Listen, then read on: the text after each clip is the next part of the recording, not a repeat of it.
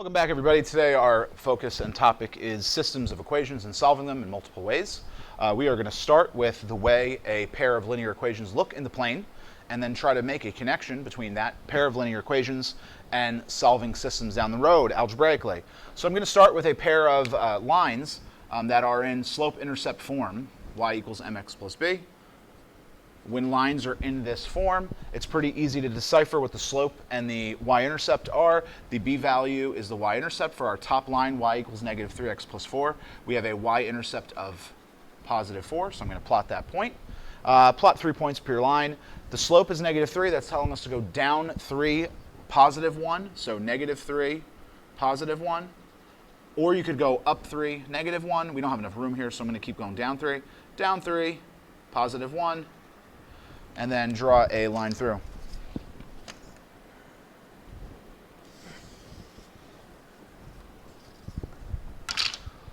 The next step is to graph our other line with a y-intercept of negative 2, a slope of positive 3, so we want to go up 3 now, positive 1, which is going to conveniently land us right here. 1, 2, 3 over 1, 3 points.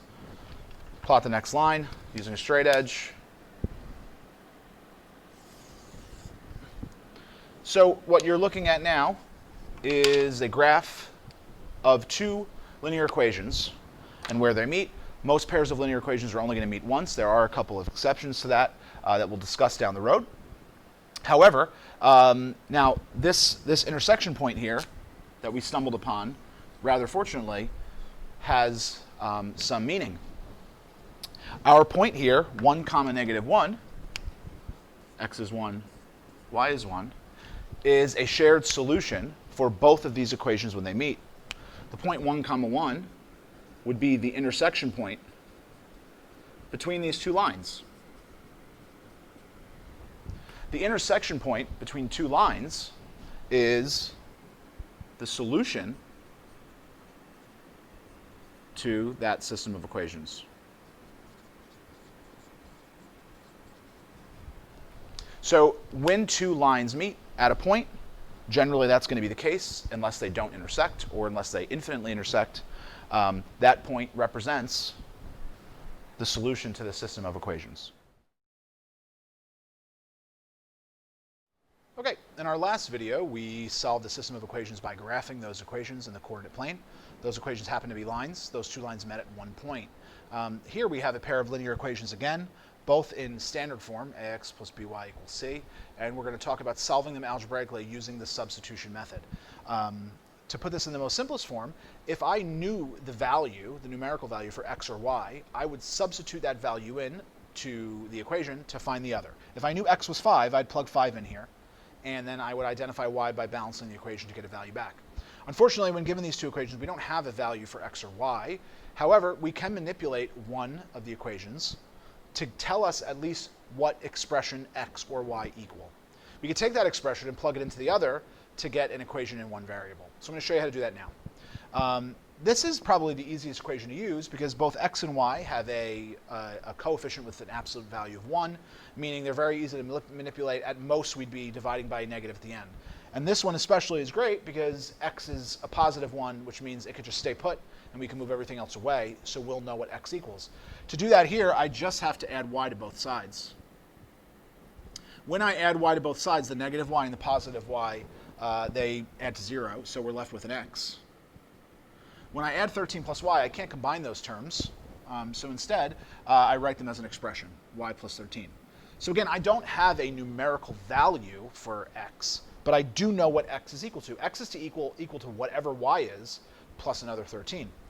I want to take that value of x, that expression, and plug it in where I see x in the other equation. You don't want to plug it into the original equation because you're going to end up canceling everything out and getting 0 for everything. It's like just working circularly, just going around and around. Instead, we want to plug into the other equation, which gives us the ability to take all of the x's out because we have something that's going to replace x. So let's put that right over here.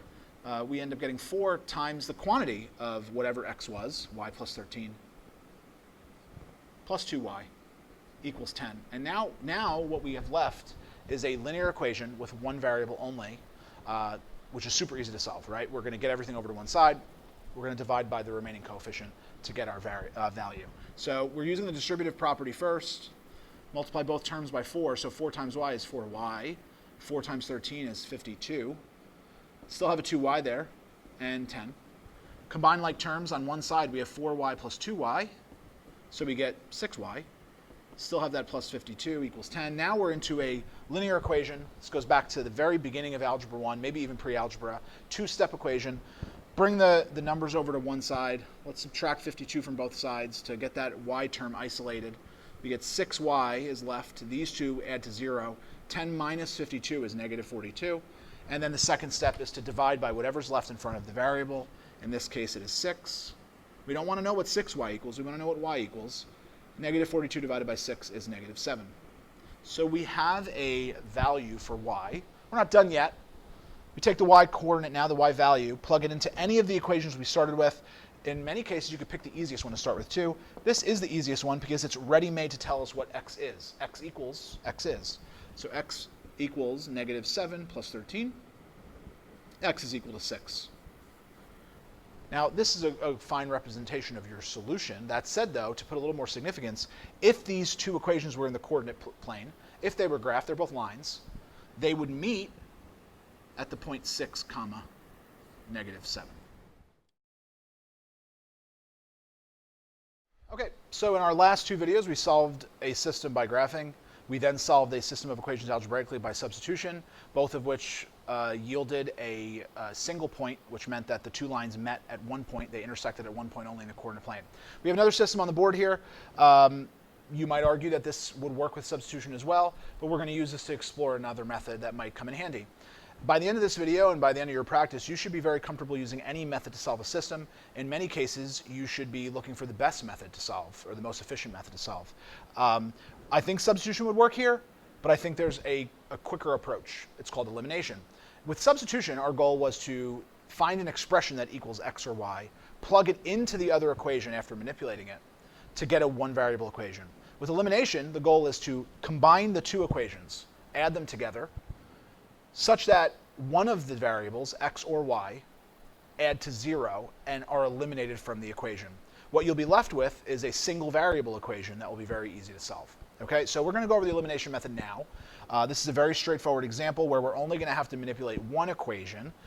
In this example, we have to get either x or y to have the same coefficient absolute value-wise, meaning number-wise, but the signs need to be different. They need to be opposites, so that when we add the equations together, the positive and the negative add to 0.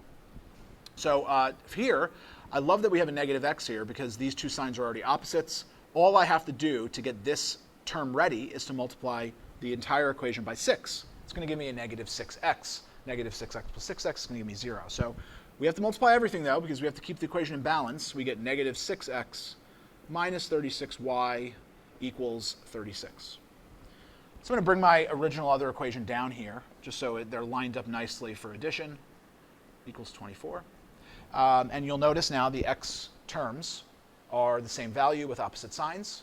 So when we add down our two equations, negative 6x plus 6x is 0, so the term has disappeared. We're going to be left with negative 36y plus negative 12y, which is negative 48y. So this resulting equation only has one variable, which is very easy to solve. It's actually going to be a one-step equation. 36 plus, oh, this should be 24. 24 earlier. Let's fix that mistake. 6 times 4 is 24. So 24 plus 24 is 48. Negative 48y equals 48. We want to divide both sides, a one-step equation, by the coefficient in front of the variable. These go away. They divide to 1. 48 divided by negative 48 is negative 1. Okay? Just like earlier with the substitution method, we want to pick any equation to plug it in. Look for the easiest. I think this middle one here is pretty easy because the x coefficient is negative 1. So I'm going to plug in negative x minus 6 times negative 1 equals 4. The negative x can hang out for a moment. Negative 6 times negative 1 is positive 6 equals 4.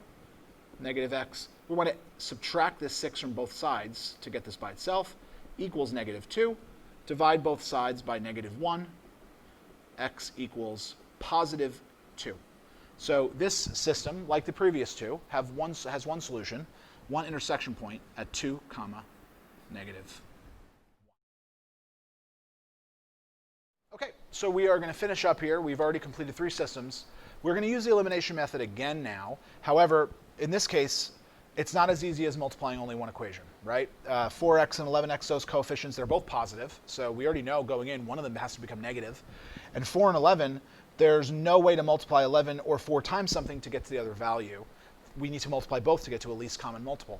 Same goes for 5 and 9, both positive, so one has to become negative. And I can't multiply 5 times a value to get to 9, vice versa. We need to multiply both equations to match that least common multiple. It doesn't really matter which one you pick, it's really your preference.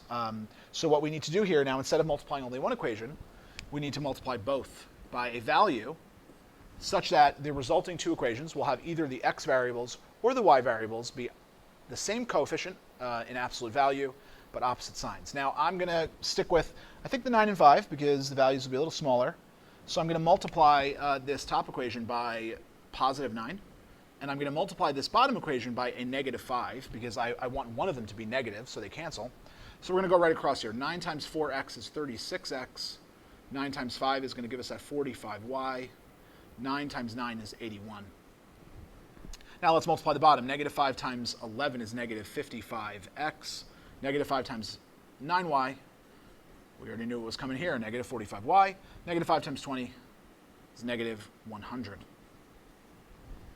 All right, so we're all set up here. Our y terms are going to add to 0 when we add these 2 equations together. So that's nice. We're going to be left with x's only. 36x minus a 55x is going to give us negative 19x. And then, oh, this is going to work out very nicely. 81 minus 100 is going to give us a negative 19. We divide both sides of our one-step equation now in x only by negative 19 to get x equals positive 1. Now, when we are looking to solve for y here, again, any equation works. But we want to pick the simplest equation possible. They're not all simple anyway, but certainly don't want to pick one of these larger ones, especially if I don't have a calculator handy. Instead, I'll use the top equation. Numbers seem pretty small. I'm going to plug that 1 into the x spot here. 4 times 1 plus 5y equals 9. Let's fix that parenthesis there. So 4 plus 5y equals 9. 5y, we're going to subtract 4 from both sides. That leaves us with 5 here. Divide both sides by 5. Y equals 1. So again, another system with one solution, which means these 2 lines meet once. The solution would be 1, 1. Thanks for watching this video or taking whichever bit you needed. Hopefully this was helpful.